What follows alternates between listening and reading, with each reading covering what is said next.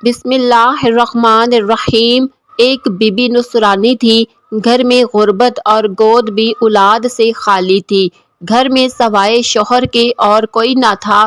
شوہر محنت مزدوری کر کے جو دن بھر کماتا تھا اسی میں کھانے پینے کا انتظام کرتا تھا۔ یوں ہی گزر بسر ہوتی تھی۔ زیادہ تر فاقے سے بسر ہوتی تھی، لیکن میاں بیوی دونوں ہی خدا پر شاکر رہ کر صبر سے کام لیتے تھے۔ رفتہ رفتہ عمر بھی گزر گئی۔ اب ضعیفی کا وقت آنے لگا۔ ہر وقت دل میں پریشان رہتے تھے، کیونکہ بعد میں ان کی آئندہ نسل باقی رہنے کی کوئی امید نہ تھی۔ ایک دن ایک ضعیفہ بی بی تشریف لائی اور پوچھنے لگی، کیوں بی بی نصرانی، تم کیوں آج کل اتنی غمگین رہا کرتی ہو؟ کوئی خاص بات ہو تو بیان کرو۔ یہ تو معلوم ہے کہ ضعیفی اور غریبی ساتھ نہیں چھوڑتی، اس کا تم کو غم بھی نہیں ہے۔ ہمیشہ تم نے صبر و شکر سے زندگی بسر کی ہے، اب کیا نئی بات ہے؟ بی بی نصرانی نے جواب دیا، بی بی کیا کہوں، قسمت کی بات ہے، غریبی تو غریبی ہی ہے۔ میں اس عمر تک اولاد سے بھی محروم ہوں۔ بی بی ضعیفہ نے کہا، بیٹی غم نہ کرو، اللہ کے اختیار میں سب کچھ ہے۔ وہ چاہے جسے مردہ کر دے، جسے چاہے زندہ کر دے، سوکھے درخت کو ہرا کر دے، بے اولاد کو صاحب اولاد کر دے۔ اچھا تم چٹ پٹ بی بی کی کہانی مان لو، خداوند تعالیٰ تمہاری یہ مشکل آسان کر دے گا۔ یہ کہہ کر بی بی ضعیفہ تشریف لے گئی۔ نصرانی بی بی نے فوراً کہا، مان لی، اللہ تعالیٰ نے اس کو ایک فرزند حسین و جمیل عطا فرمایا، اولاد سی گھر آباد ہو گیا۔ نصرانی بی بی کو منت پوری کرنے کا خیال آیا۔ وہ فکر مند ہونے لگی، کیوں کر منت کو پورا کروں؟ ضعیفہ سے ترکیب بھی نہ پوچھی کہ جب منت پوری ہو جائے تو کس طرح منت اتاری جائے۔ اتنے میں شام ہونے لگی۔ دیکھا کہ ایک نقاب پوش ضعیفہ تشریف لائی اور بولی، تم نے ابھی تک منت نہیں اتاری؟ نصرانی عورت ان کے قدموں میں گر پڑی اور گر گڑا کر بولی، میں آپ کو برابر یاد کرتی تھی، اللہ کا شکر ہے کہ آپ تشریف لے آئی۔ آپ کی بتلائی ہوئی منت سے آج میری گود میں ایک بچہ نظر آ رہا ہے، مگر میں نے آپ سے منت اتارنے کی ترکیب نہ پوچھی تھی۔ اب آپ بتائیں کیوں کر منت اتاروں؟ بی بی ضعیفہ نے کہا، 5 ڈلی منگواؤ اور کہانی جو کہوں وہ سن کر ڈلی کو کاٹ ڈالو۔ کہانی کہنے والے کو 2 حصے، کہانی سننے والے کو بھی 2 حصے اور لانے والے کو 1 حصہ تقسیم کرو۔ پھر بی بی ضعیفہ نے کہانی کہنی شروع کر دی۔ ایک روز امیر المومنین کچھ آٹا جو کا لائے اور جناب فاطمۃ الزہرا کو دیا کہ اس کی روٹیاں تیار کرو، آج تمہارے والد محترم رسول خدا صلی اللہ علیہ وسلم کو میں نے کھانے پر مدعو کیا ہے۔ جناب سیدہ نے خوشی خوشی آٹا خمیر کیا اور روٹیاں تیار کی۔ جناب رسول اللہ صلی اللہ علیہ وسلم بعد نماز مغرب تشریف لائے۔ جناب سیدہ نے دسترخوان لگایا۔ محسن پاک باپ نے ایک ساتھ کھانا تناول فرمایا، اور جب پیغمبر خدا صلی اللہ علیہ وسلم رخصت ہونے لگے تو جناب سیدہ نے عرض کیا، بابا جان اسی طرح کل میری طرف سے کھانا نوش فرمائیے گا۔ حضرت صلی اللہ علیہ وسلم نے قبول فرمایا۔ پھر حضرت علی رضی اللہ عنہ کہیں سے جو کا آٹا لائے اور جناب سیدہ نے کھانا تیار کیا۔ بعد نماز مغرب پھر رسول خدا صلی اللہ علیہ وسلم تشریف لائے اور سب کے ساتھ کھانا کھایا۔ جب آپ واپس جانے لگے تو حضرت امام حسن رضی اللہ عنہ نے نہایت ادب سے عرض کیا، نانا جان میری طرف سے بھی دعوت قبول فرمائے۔ ارشاد ہوا، اچھا بیٹا تمہاری دعوت بھی قبول ہے۔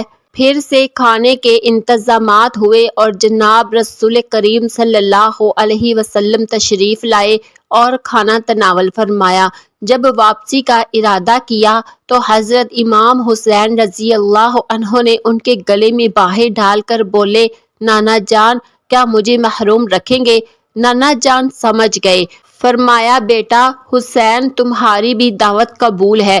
چنانچہ حسب دستور پھر سامان کھانے کے فراہم ہوئے اور نبی کریم صلی اللہ علیہ وسلم تشریف لائے۔ جب کھانے سے فراغت پا کر آپ رخصت ہونے لگے تو فضا کنیز دروازے تک پہنچانے کے لیے آئی تو دستے ادب کو جوڑ کر عرض کرنے لگی، یا رسول اللہ، یہ کنیز بھی آرزو مند ہے کہ کل حضور میری طرف بھی دعوت قبول فرمائیں۔ حضرت محمد صلی اللہ علیہ وسلم نے درخواست قبول فرما لی۔ اتفاق سے فضا کو سامان خورودنوش مہیا نہ ہو سکا۔ ادھر شام ہونے کو قریب آ گئی مگر کسی سے اس سلسلے میں کوئی تذکرہ نہ کیا۔ رمضان المبارک کا مہینہ تھا۔ جب رسول خدا نماز مغرب سے فارغ ہو چکے تو جبرائیل امین نازل ہوئے اور فرمایا، اے اللہ کے حبیب، آج آپ کی افطاری فضا کنیز کے گھر پر ہے۔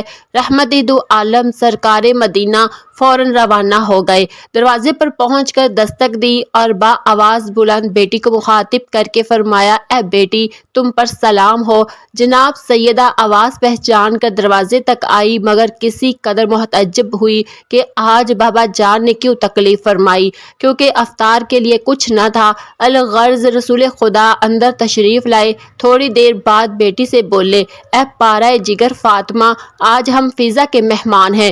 جناب امیر حضرت علی رضی اللہ عنہ نے فضا کو الگ بلا کر فرمایا، اے فضا، تو نے رسول خدا صلی اللہ علیہ وسلم کو کھانے کی دعوت دی لیکن ہم سے ذکر بھی نہیں کیا۔ فضا نے عرض کی، یا امیر المومنین، مجھے گھر کے حالات خوب معلوم ہے، اسی لیے تذکرہ نہ کر سکی، سوچا تھا کہ میں خود انتظام کروں گی۔ یہ کہہ کر فضا نے وضو کیا اور گوشے میں جا کر 2 رکعت نماز حاجت ادا کی اور دونوں ہاتھ دعا کے لیے بلند کیے اور گر گڑا کر بولی، اے خالق، ہر بلندی اور پستی میں تیرے حبیب کی بیٹی کی کنیز ہوں اور تیرے حبیب کو اپنا مہمان کیا ہے۔ تو جانتا ہے کہ میں کیا ہوں، اسی لیے تجھے تیری کبریائی کا واسطہ دیتی ہوں کہ میری لاج رکھ لے اور اپنے محبوب اور ان کی آل پاک سے سرخرو کر دے۔ ابھی فضا دعا کر ہی رہی تھی کہ سارا گھر کھانے کی خوشبو سے مہک اٹھا۔ پھر فضا نے دیکھا کہ پہلو میں خوان نعمت رکھا ہے، فوراً وہ خوانے لے کر فضا حاضر خدمت بابرکت رسول خدا صلی اللہ علیہ وسلم کے ہوئی۔ جناب سید الانبیاء صلی اللہ علیہ وسلم نے دریافت فرمایا، فضا، یہ کھانا کہاں سے آیا ہے؟ فضا نے جواب میں عرض کی، جس کے بھروسے پر میں نے آپ صلی اللہ علیہ وسلم کو مدعو کیا تھا اسی نے بھیجا ہے، یعنی یہ طعام جنت سے آیا ہے۔ سبحان اللہ۔ کہانی سننے اور پڑھنے کے آداب۔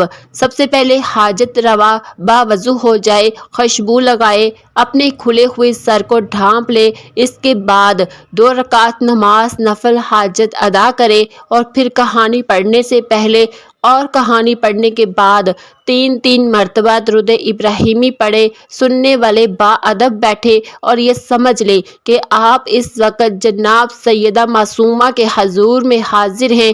فضول اور لخ بات کو ترک کر دے، ہنسی کو ضبط کرے، جب معجزہ بیان کیا جا رہا ہو تو خلوص دل سے سنے اور شرینی کو جب آپ کو تقسیم میں ملے تو احترام کے ساتھ نوش کرے۔